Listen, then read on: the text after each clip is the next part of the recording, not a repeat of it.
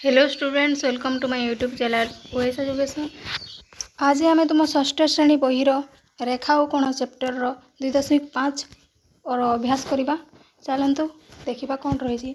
जदि आप आम चैनल को नुआ कर चैनल को सब्सक्राइब कर वीडियो गोटे लाइक करदे और नुआ नुआ भिडर आनंद उठाइबे। चलतु अभ्यास करवा। देख आस बुझार प्रश्न प्रश्न तले दिया चित्र गुड़िक कोण गुड़ी तुम्हें खोजिपर कि जेकोसी गोटे गठन करुवा रश्मि अंकन कर और कोणर शीर्ष बिंदुर नामकरण कर।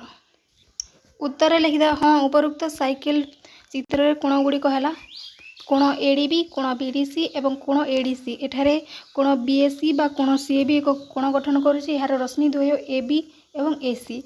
यही कोणर शीर्ष बिंदुर नाम ए अटे। तापर देख 2 नंबर प्रश्न, एसटी और एसआर बाहु को नहीं गोटे कोण चित्र अंकन कर, यार नामकरण कर कही। यही कोणर नाम है टीएसआर किंबा आरएसटी। चित्र काटिदेबा आम।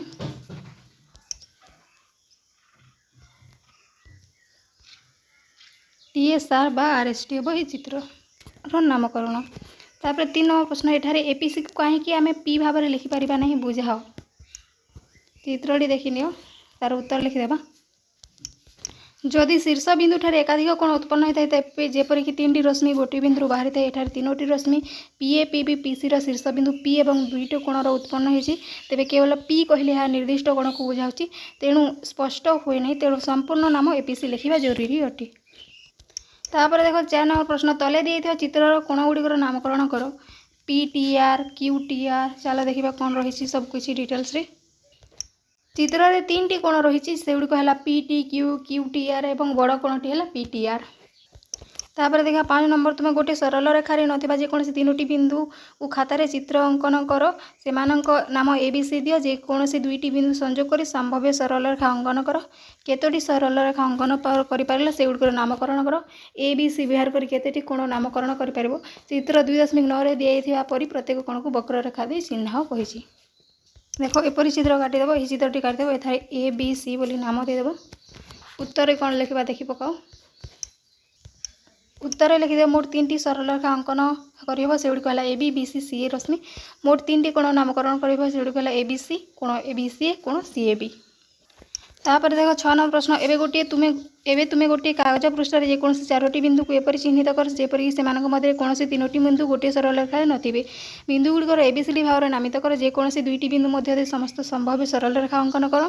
केतोटी सरल रेखा अंकन कर से गुड़ी नाम दे एबीसीडी व्यवहार कर तुम्हें केतोटी कोण नामकरण दे पार। समस्त कोण गुड़ी लेख। चित्र 2.9 दिया प्रत्येक कोण को वक्र रेखा साहाय्य चिन्ह कही। तार उत्तर लिखा पिला माने।